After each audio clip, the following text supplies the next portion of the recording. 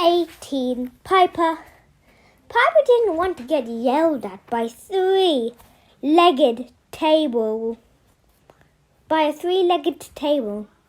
When Jason visited her cabin that evening, she made sure to keep the door open because Buffer the Wonder Table took his duties as acting chaperone very seriously. If he had without supervision, if he had the slightest suspicion a girl and a boy were in the same cabin hall, his holographic projectional coach hedge yelling,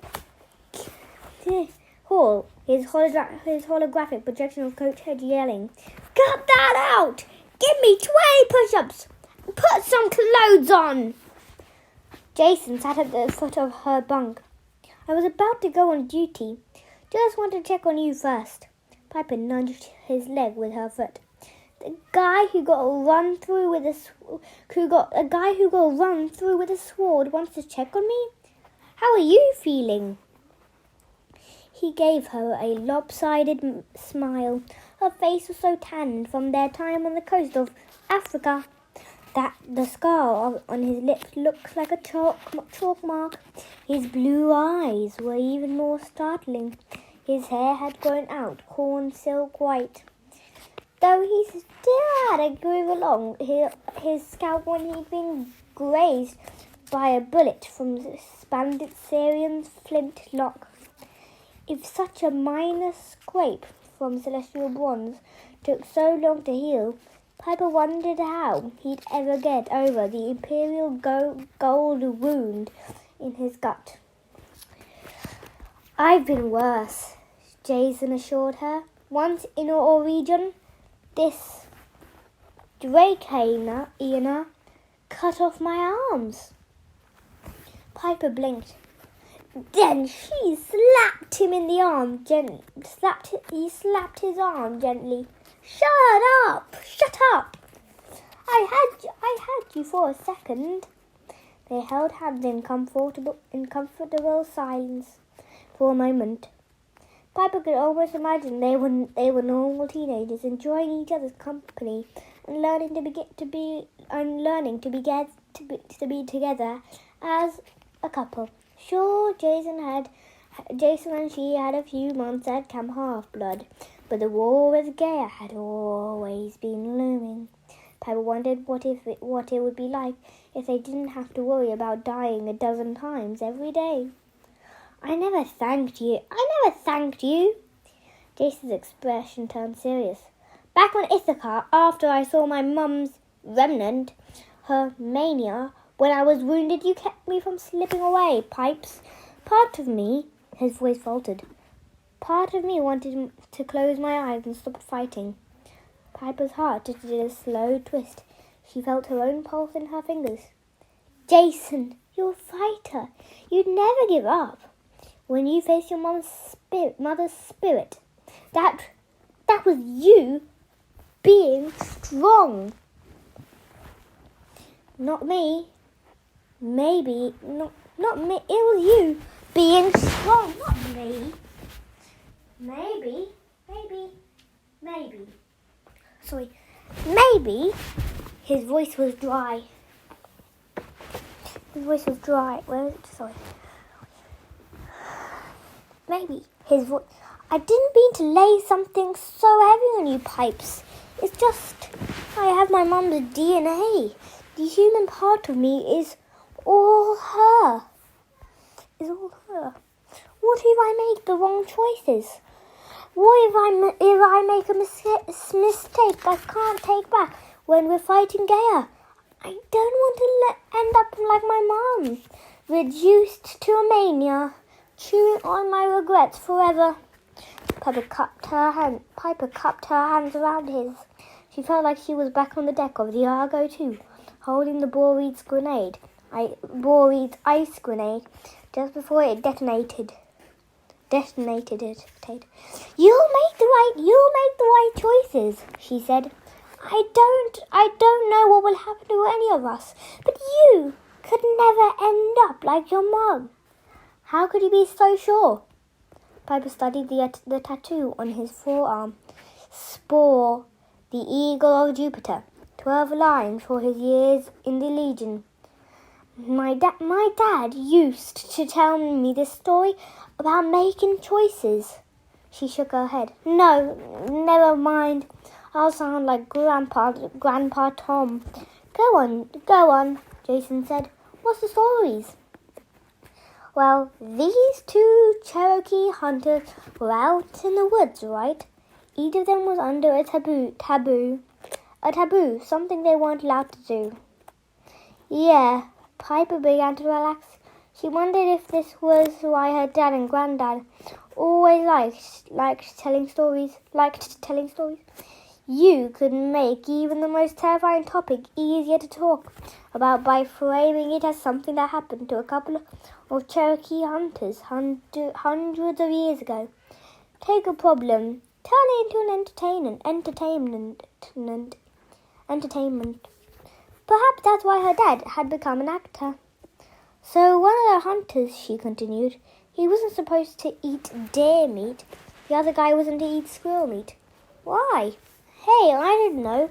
Some Cherokee taboos were permanent. No, Nos. Like killing eagles. She tapped on the symbol on Jason's arm. That was bad luck for almost everybody. But sometimes individual Cherokee took on temporary taboos, maybe to cleanse their spirit or because they knew from listening to the spirit world or whatever that the taboo was important. But they went with their instincts. Okay, Jason sounded unsure. So back to these 2 hunters. They were out hunting in the woods all day. The only thing they caught were squirrels. At night they made camp, and the guy who could eat squirrel meat started cooking it over the fire. Yum. Another reason I'm a vegetarian. Anyway, the second hunter, who wasn't allowed squirrel meat, he was starving. He just sat there clutching his stomach while his friend ate. Finally, the hunter started feeling guilty. Go ahead, he said. Eat some. But the second hunter resisted. It's taboo for me. I'll get in serious trouble. I'll probably turn into a snake or something. The first hunter laughed. Where did you get that crazy idea? Nothing will happen to you. You can go back to avoiding squirrel meat tomorrow. The second hunter knew he shouldn't, but he ate. Jason traced his fingers across her knuckles, which made it hard to concentrate. What happened? In the middle of the night, the second hunter woke up screaming in pain. The first hunter ran over to see what was wrong. He threw off his friend's covers and saw that his friend's legs had fused together in a leathery tail. As he watched, snakeskin crept up his friend's body. The poor hunter wept and apologized to the spirits and cried in fear, but there was nothing to be done. The first hunter stayed by his side and tried to comfort him until the unfortunate guy fully transformed into a giant snake and slithered away. The end. I love these Cherokee stories, Jason said. They're so cheerful. Yeah, well, so the guy turned into a snake. The moral is, Frank has been eating squirrels. She laughed, which felt good. No, stupid. The point is, trust your instincts. Squirrel meat might be just fine for one person, but taboo for another. The second hunter knew he had a serpent spirit inside him, waiting to take over.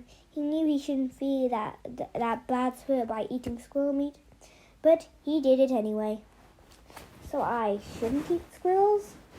Piper was relieved to see the gleam in his eyes. She thought about something Hazel had confided to her a few nights ago. I think Jason is the linchpin to her whole scheme. whole scheme. He was her first play. He's going to be her last. My point, Piper said, poking his chest, is that you, Jason Grates, are very familiar with your own bad spirits, and you try not best to feed them. You have solid instincts, and you know how to follow them. Whatever annoying qualities you have, you're a genuinely good person who always tries to make the right choice. So no more talk about giving up. Jason frowned. Wait, I have annoying qualities? She rolled her eyes. Come here. Come here. She was about to kiss him when there was a knock on the door. Leo leaned inside. A party? Am I invited? Jason cleared his throat. Hey, Leo, what's going on? Oh, not much. He pointed upstairs. The usual obnoxious Venti trying to destroy the ship. You ready for guard duty? Yeah. Jason leaned forward and kissed Piper. Thanks, and don't worry, I'm good. That, she told him, was kind of my point. After the boys left, Piper lay on her Pegasus down pillow and watched the constellations. Her lamp projected on the ceiling. She didn't think she could sleep, but a full day of fighting monsters in the summer heat had taken its toll. At last, she closed her eyes and drifted into a nightmare. The Acropolis. Piper had never been there. The Acropolis, into a nightmare. The Acropolis. Piper had never been there, but she recognized it from pictures.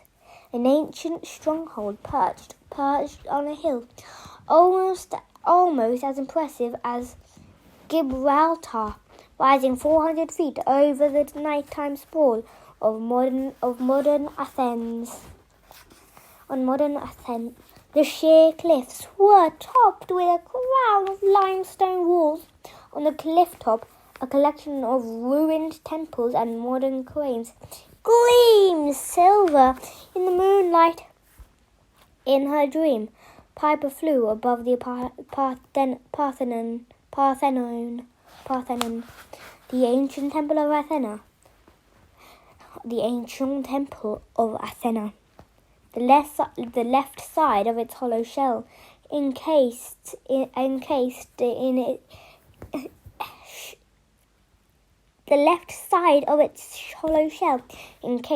in metal scaffolding.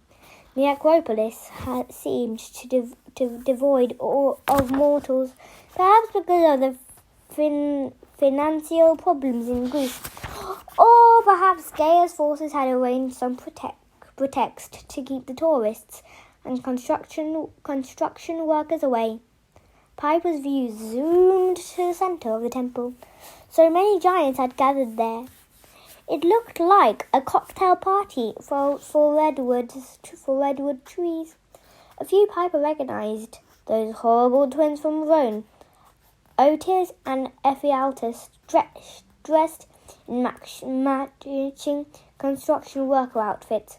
Polyboats looking just as Percy had described him, with poison dripping from his dreadlocks and a breastplate sculpted to resemble hungry mouths. Worst of all, Enceladus, the giant who had kidnapped Piper's dad. His armor was etched with flame design. His hair braided with bones. His flagpole-sized spear burned with purple fire. Piper had heard that each giant was born to oppose a particular god, but there was way more than 12 giants gathered in Parthenon. He counted at least 20, and if that wasn't intimidating enough, around the giants' feet milled a horde of smaller monsters. Cyclopses, augurs, six-armed earthborn, and serpent-legged dracanae. In the center of the crowd stood an empty, makeshift throne of twisted scaffolding and stone blocks, apparently yanked at random from the ruins. As Piper watched, a new giant lumbered up the steps as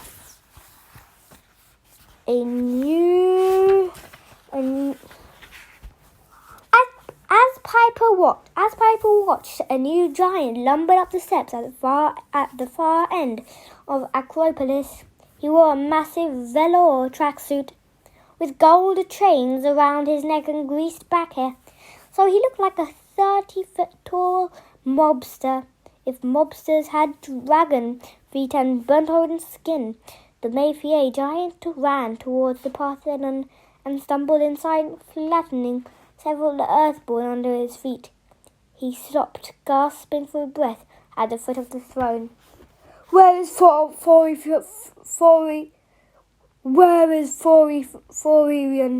Florian?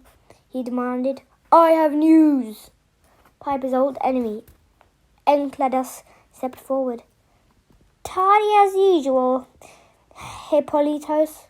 I hope your news is worth the wait. King Florian should be. The ground between them split. An even large giant leaped from the earthline, a breaching wail. King Florian is here, announced the king. He looked just as Piper remembered from the wolf house in Sonoma. 40 foot tall, he towered over his brethren. In fact, Piper realized queasily he was the same size as the Athena Partheners that had once dominated the temple. In his seaweed-coloured braids, captured demigod weapons glittered. His face was cool and pale green.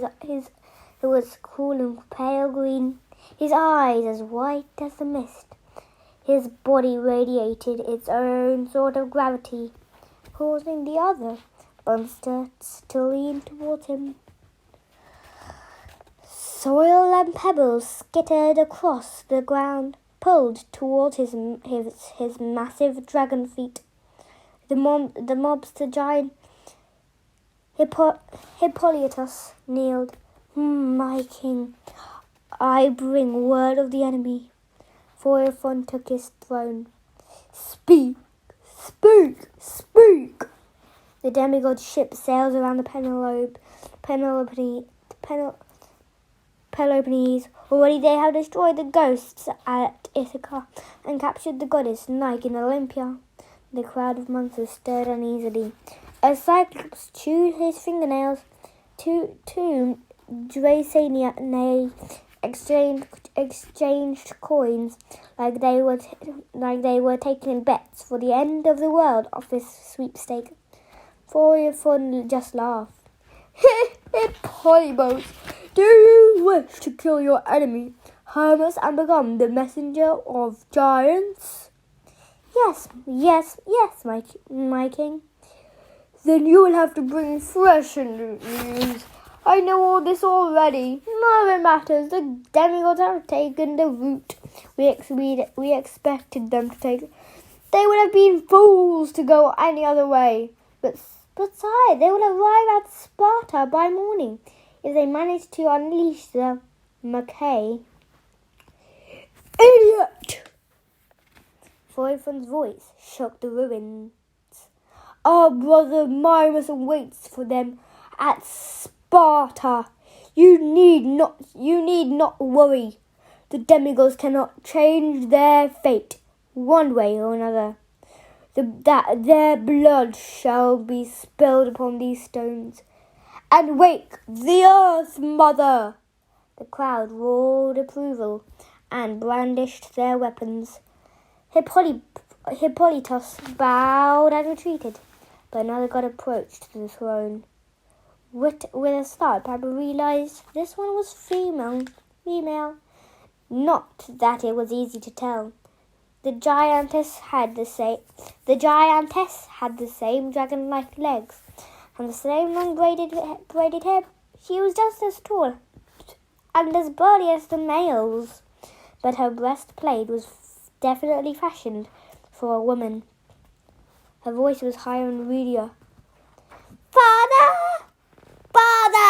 she cried. I ask again, why here in this place? Why not on the slopes of Mount Olympus itself? Surely Surely Perry-o-boy, the king growled. The matter is settled. The original Mount Olympus is now barren peak. It offers us no glory. Here in the center of the Greek world, the roots of the gods truly run deep. There may be older temples, but this Parthenon holds their memory best in the minds of mortals. It is not the most powerful symbol of the Olympians. When the blood of the last heroes is spilled here, the Acropolis shall be raised. This hill shall crumble, and the entire city shall be consumed by the Earth Mother. We will be the masters of creation. The crowd hollered and howled, but giantess Perry-Boyar didn't look convinced. You tempt your fate, father, she said. The demigods have friends here as well as enemies. It is not wise. Wise. Phoephon rose from his throne. All the giants took a step back. Enceladus, my counselor, explain to my daughter what wisdom is. The fiery giant came forward. His eyes glowed like diamonds. Piper loathed his face. She'd seen it too many times in her dreams when her father was held captive. You need not worry, princess, Enceladus said. We have taken Delphi. Apollo was driven out of Olympus in shame. The future is closed to the gods. They stumbled forward blindly. As for tempting fate, he gestured to his left, and a smaller giant shuffled forward. He had ratty grey hair and wrinkled face and eyes that were milky with cataracts. Instead of armor, he wore tattered sackcloth tunic. His dragon scale legs were as white as frost. He didn't look like much, but Piper noticed that the other monsters kept their distance. Even Phoephon leaned away from the old giant. This is soon, Enceladus said. Just as many of us were born to kill certain gods, Dune was born to kill the three fates. He will strangle the old ladies with his bare hands and will shred their yarn and destroy their loom. He'll destroy fate itself. King Phoephon rose and spread his arms in triumph. No more prophecies, my friends. No more futures foretold. The time of Gaius shall be our era, and we will make our own destiny. The crowd cheered so loudly that Piper felt as if she were crumbling to pieces. Then she realized someone was shaking her awake. Hey, Annabeth said, we made it to Sparta. Can you get ready? Piper sat up groggily, her heart still pounding. Yeah. She gripped Annabeth's arm. But first, there's something you need to hear. Chapter 19, Piper. When she recounted her dream for Percy, the ship's toilets exploded. No way are you two going down there alone, Percy said. Leah ran down the hall, waving a wrench. Man, did you have to destroy the plumbing? Percy ignored him. Water ran down the gangway. The hall rumbled as more pipes burst and sinks overflowed. Piper guessed that Percy hadn't meant to cause so much damage, but his glowering expression made her want to leave the ship as soon as possible. We'll be all right, Annabeth told him. Piper foresaw the two of us going down there, so that's what needs to happen. Percy glared at Piper like it was all her fault, and this Mine must do. I'm guessing he's a giant. Probably, she said. Sorry,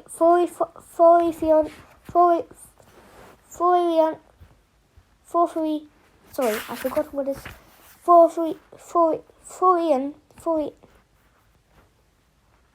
I found where I was. Thorian called him our brother. And a bronze statue surrounded by fire, Percy said. And those other things you mentioned, Mackies? Mackay, Piper said. I think the word means battles in Greek, but I don't know how that applies exactly. That's my point, Percy said. We don't know what's down there. I'm going with you.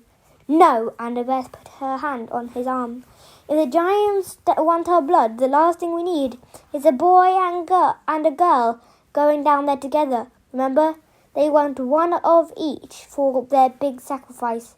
Then I'll get Jason, Percy said. And the two of us, seaweed brain. Are you implying that two boys can handle this better than two girls? No, but Annabeth kissed him. We'll be back before you know it. Piper followed her upstairs before the whole lower deck could flood with toilet water.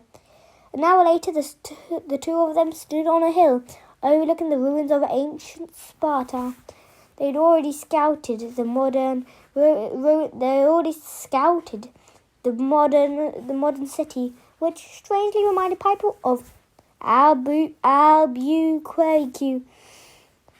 A bunch of low, boxy, whitewashed buildings sprawled across a plain at the foot of some purplish mountains. Annabeth had insisted on checking the archaeology museum, then the giant metal statue of a Spartan warrior in the public square, then the National Museum of Olives and Olive Oil. Yes, that was a real thing. Piper had learned more about olive oil than she ever wanted to know, but no giants attacked them. They found no statues of chained gods. Annabeth seemed reluctant to check the ruins on the edge of the town, but finally they ran out of the other places too. Look, there wasn't much to see. According to Annabeth, the hill they stood on had once been Sparta's Acropolis, its highest point and main fortress. But it was nothing like the massive Athenian Acropolis Piper had seen in her dreams. The weathered slope was covered with dead grass, rocks and stunted olive trees. Below, ruins stretched out for maybe a quarter or a mile. Limestone blocks, a few broken walls, and some tiled holes in the ground like wells. Piper thought about her dad's most famous movie, King of Sparta, and how the Spartans were portrayed as invincible supermen. She found it sad that their legacy had been reduced to a field of rubble and a small modern town with an olive oil museum. She wiped the sweat from her forehead. You'd think if there was a 30-foot-tall giant around, we'd see him. Olympus stared at the distant shape of the Argo II floating above downtown Sparta. She fingered the red coral pendant on her necklace, a gift from Percy when they started dating. You're thinking about Percy, Piper guessed. Annabeth nodded. Since she'd come back from Tartarus, Annabeth had told Piper a lot of scary things that had happened down there. At the top of her list, Percy controlling a tide of poison and suffocating the goddess Achilles. He seems to be adjusting, Piper said. He's smiling more often. You know he cares about you more than ever. Annabeth sat, her face suddenly pale. I don't know why. No, wait. I don't know why it's hitting me so hard all of a sudden. I can't quite get that memory out of my head. How Percy looked when he was standing at the edge of chaos.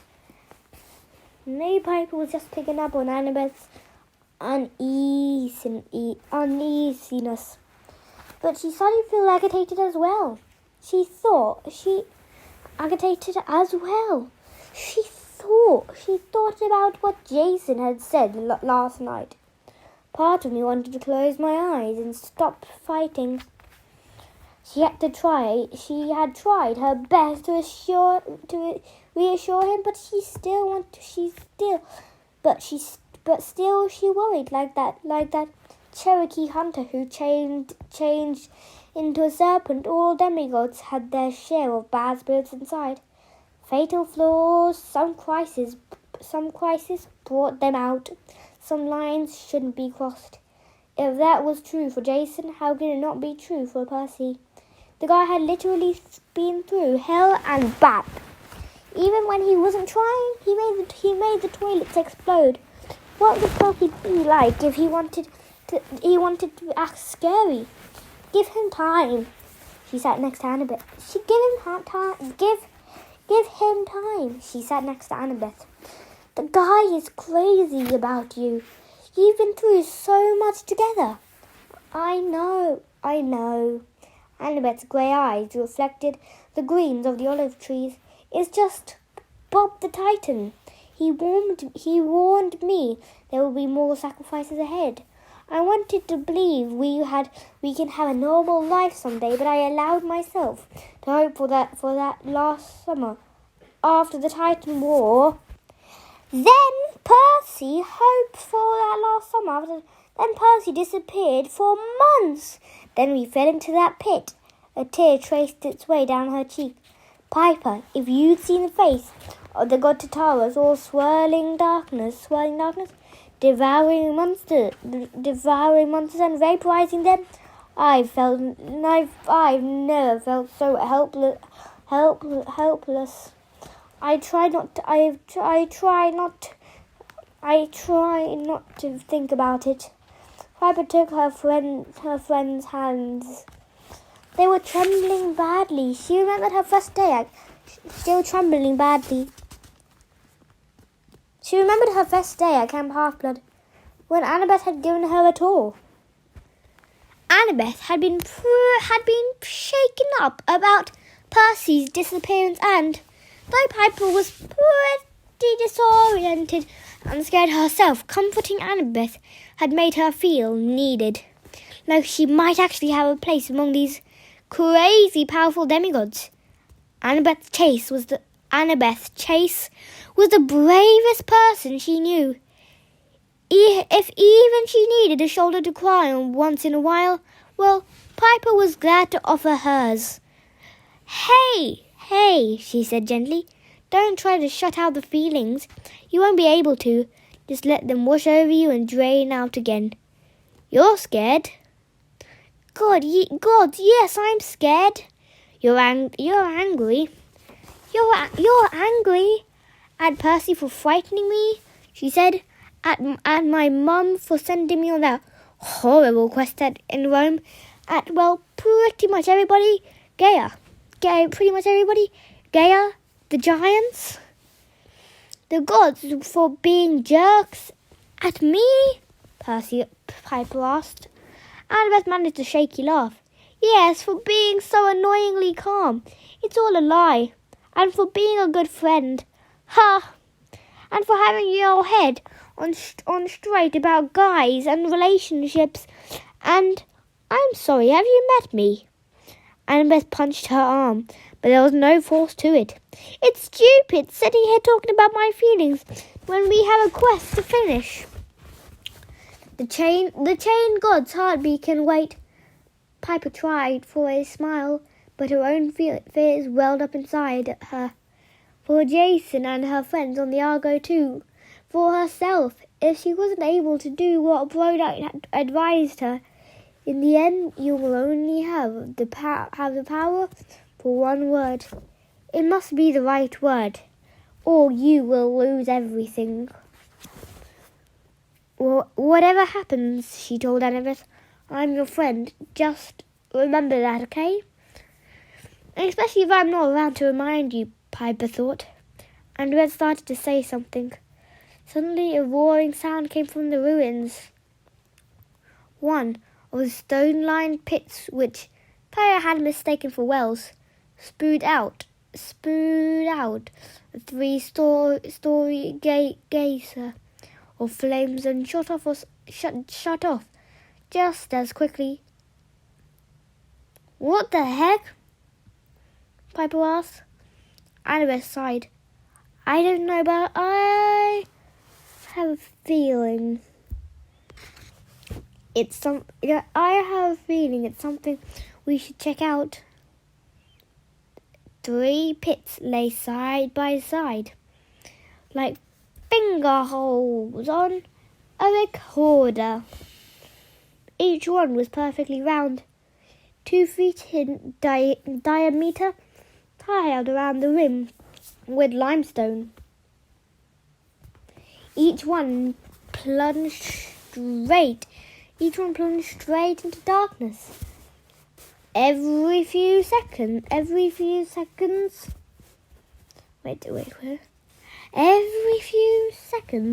seeming at random, one of these 3 pits shot a column of fire into the sky. Each time the colour and intensity of the flames were different. They weren't doing this before. Annabeth walked a wide arc around the pits. She still looked shaky and pale, but her mind was obviously engaged in the problem at hand. There doesn't seem to be any pattern. The timing, the colour, the height of the fire, I don't get it. Did we activate them somehow? Piper wondered. Maybe that surge of fear you felt on their hair. We both felt. Annabeth didn't seem to hear her. There must be some kind of mechanism. A pressure plate,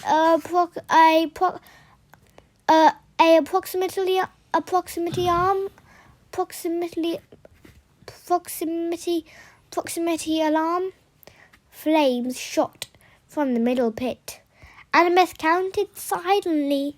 The next time a geyser erupted on the left. She frowned. That's not right. It's inconsistent. It has to follow some kind of logic. Piper's ears started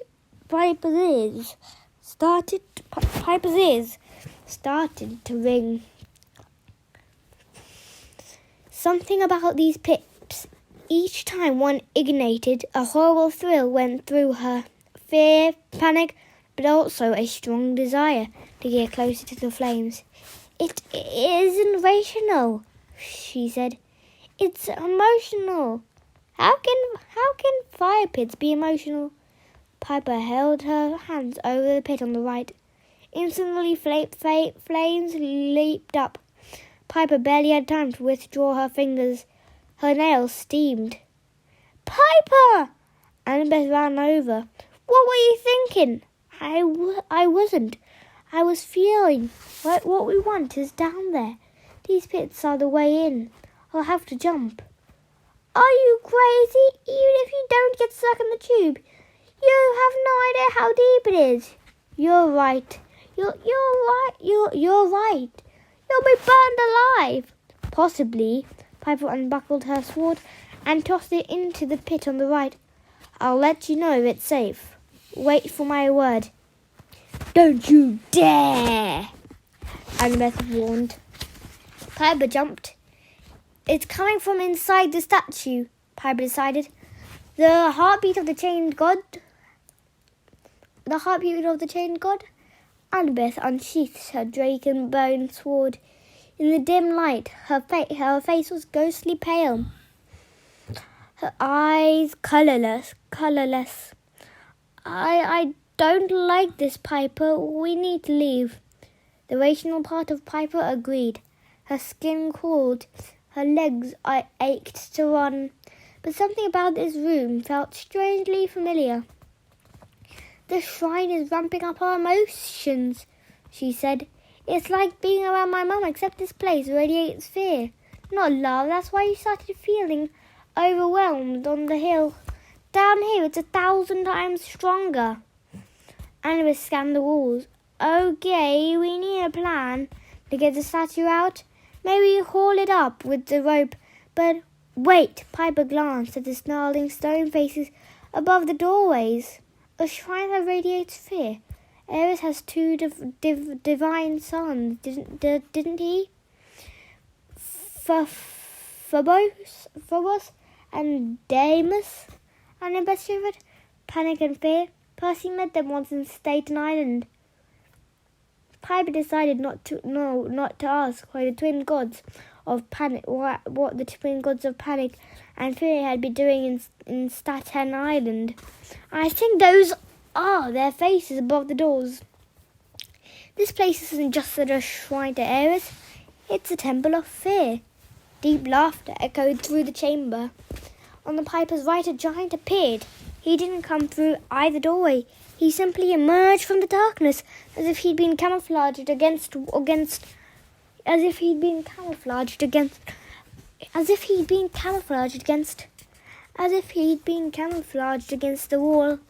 He was small for a giant, perhaps 20 feet tall, which would give him enough room to swing the massive sledgehammer in his hands. His armor, his skin, and his dragon scale legs were all the color of charcoal. Copper wires and smashed circuit boards glittered in the braids of his oil black hair. Very good, child of a pro knight. The giant smiled. This is indeed the Temple of Fear, and I am here to make you believers. Right, that's the end. Actually, I'll read you one more chapter. Chapter 10, Piper. Piper knew fear, but this was different. Waves of terror. Chapter 10, Piper. Piper knew fear, but this was different. Waves of terror crashed over her. Her joints turned to jelly. Her heart refused to beat. Her worst memories crowded her mind. Her father tied up and beaten on Mount Diablo. Percy and Jason fighting to the death in Kansas. The 3 of them drowning in the Nymphaeum in Rome. Herself standing alone against Chiron and the boys. Worst of all, she relived her conversation with her mother about what was to come. Paralyzed, she watched as the giant raised his sledgehammer to smash them flat. At the last moment, she leapt to one side, tackling Annabeth. The hammer cracked the floor, peppering Piper's back with stone shrapnel. The giant chuckled. Oh, that wasn't fair. He hefted his sledgehammer again. Annabeth, get up! Piper helped her to her feet. He pulled her towards the far end of the room, but Annabeth moved sluggishly. Her eyes wide and unfocused. Piper understood why. The temple was amplifying their personal fears. Piper had seen some horrible things, but it was nothing compared to what Annabeth had experienced. If she was having flashbacks of Taurus, enhanced and compounded with all her other bad memories, her mind wouldn't be able to cope. She might literally go insane. I'm here, Piper promised, filling her voice with reassurance. We will get out of this. A giant laughed. A child of a pro-knight, leading a child of a thinner. Now I've seen everything. How will you defeat me, girl? With makeup and fashion tips? A few months ago, that comment might have stung, but Piper was way past that. The giant lumbered towards them. Fortunately, he was slow and carrying a heavy hammer. Annabeth, trust me, Piper said. Plan. She stammered. I go left, you go right. Annabeth, no plans. What? No plans, just follow me. The giant swung his hammer, but they dodged it easily. Piper leaped forward and slashed her sword across the back of the giant's knee. As the giant bellowed in outrage, Piper pulled Annabeth into the nearest tunnel. Immediately they were engulfed into total darkness. Fools! The giant roared somewhere behind them. That is the wrong way! Keep moving. Piper held tight to Annabeth's hand. It's fine, come on. She couldn't see anything. Even the glow of her sword was snuffed out. She bowed her head anyway, trusting her emotions from the echo of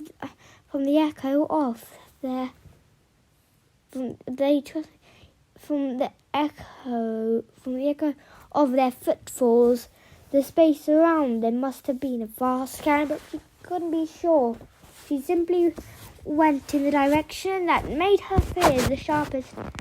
Piper, it's like the House of Night, Annabeth said. We should close our eyes. No, Piper said. Keep them open. We can try to hide. The giant's voice came from somewhere in front of them.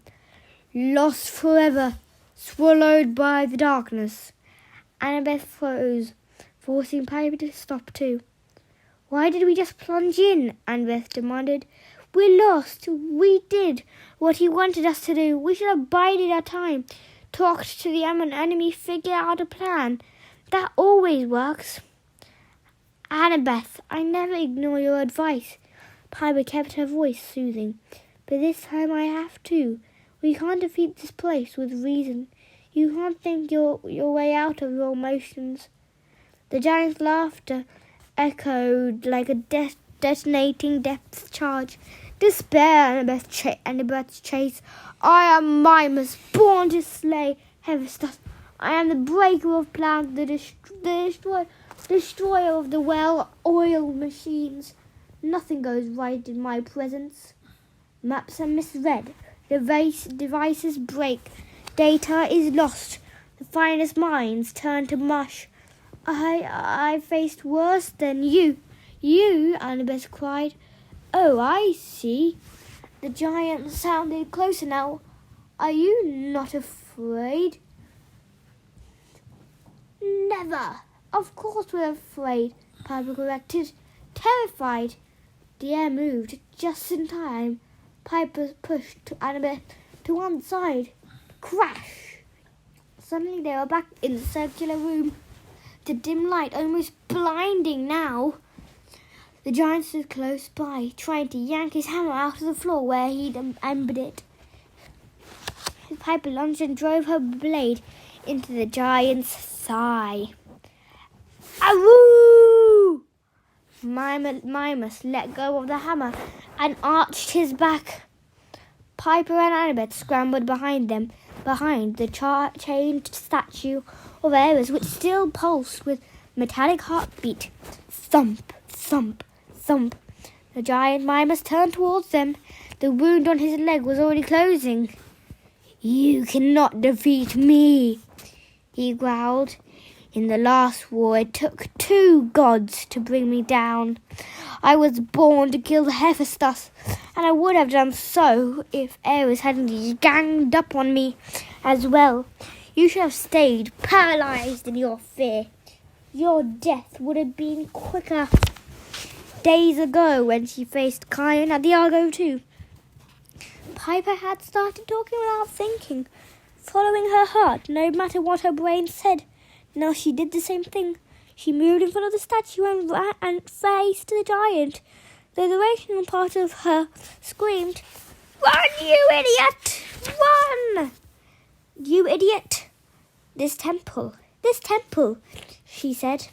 The Spartans didn't chain Ares because they wanted his spirit to stay in their city. You think not? The giant's eyes glittered with amusement.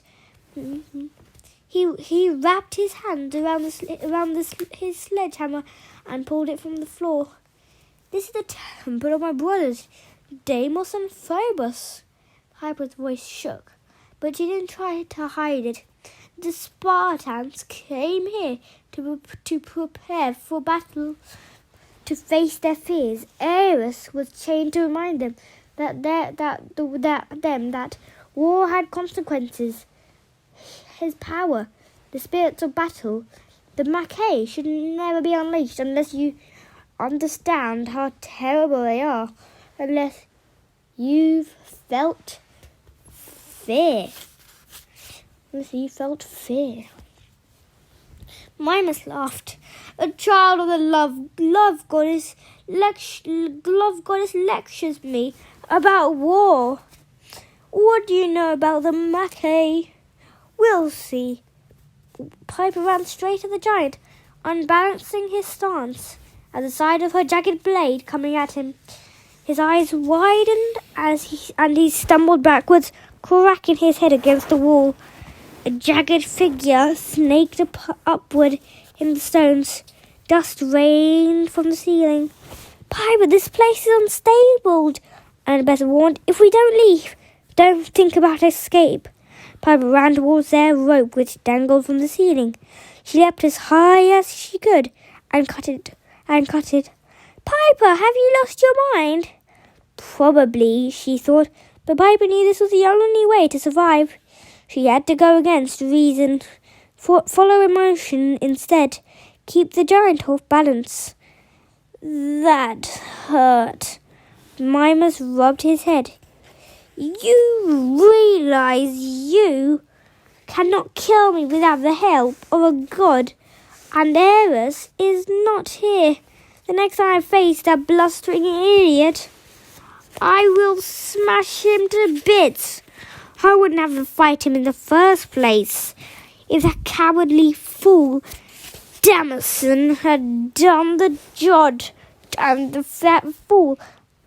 cowardly fool Damison had done his job. Annabeth let loose a guttural cry. Do not insult Damison. She ran at Mimas, who barely managed to parry her Draken blade with the handle of his hammer. He tried not to grab Annabeth, and Piper lunged, slashing her blade across the side of the giant's face. Gah! Mimas staggered backwards. Several piled dreadlocks fell to the floor, along with something else, a large fleshy thing lying in the pool of golden inca. My ear! Mimas wailed. Before he could recover his wits, Piper grabbed Annabeth's arm and together they plunged through the second doorway.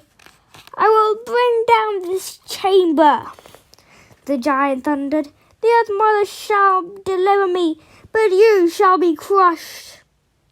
The floor shook. The sound of breaking stone echoed all around them. Piper, stop! Annabeth begged. How are you dealing with this? The fear, the anger. Don't try to control it. That's what the temple is about. You have to accept the fear, adapt to it, ride it like the rapids on a river. How do you know that? I don't know. I don't know it. I just feel it. Somewhere nearby, a wall crumbled with a sound like an artillery blast. You cut the rope, Annabeth said. We're going to die down here. Piper cupped her friend's face. She pulled Annabeth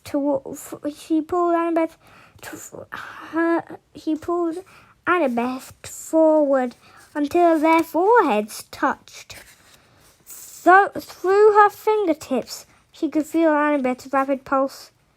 Fear can be reasoned with. Neither can hate. They're like love. They're almost identical emotions. That's why Ares and Aphrodite like each other. Their twin sons, Fear and Panic, were spawned from both war and love. But this doesn't make sense. No, Piper agreed. Just stop thinking about it. Just feel. I hate that. You know, you can't plan for feelings. Like with Percy in your future, you can't control every contingency. You have to accept that. Let it scare you. Trust that it'll be okay anyway. Olympus shook her head. I don't know if I can. Then for right now, concentrate on revenge for Damson. Revenge for Bob. A moment of silence. I'm good now. Great, because I need your help. We're going to run out of there together. Then what? I have no idea. Gods, I hoped it when you lead. Piper laughed, which even surprised her. Fear and love were really related. At that moment, she clung to the love she had for her friend. Come on.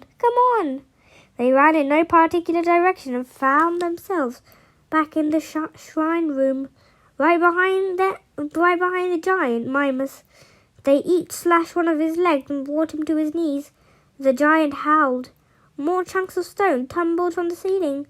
Weak mortals! Mimas struggled to stand. No plan of yours can defeat me. That's good, Piper said, because I don't have a plan. She ran towards the statue of Eris. And best keep our friend occupied. Oh, he's occupied. Gah! Piper stared at the cruel bronze face of the war god. The statue thrummed with a low metallic pulse. The spirits of battle, she thought. They're inside, waiting to be freed. But they weren't hers to unleash. Not until she'd proven to be freed.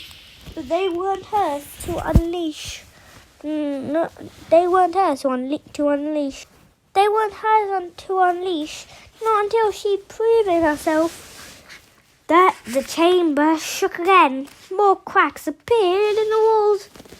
Piper glanced at the stone carvings above the doorways, the scowling twin faces of fear and panic. My brothers, Piper said, sons of a Bronite, I give you a sacrifice.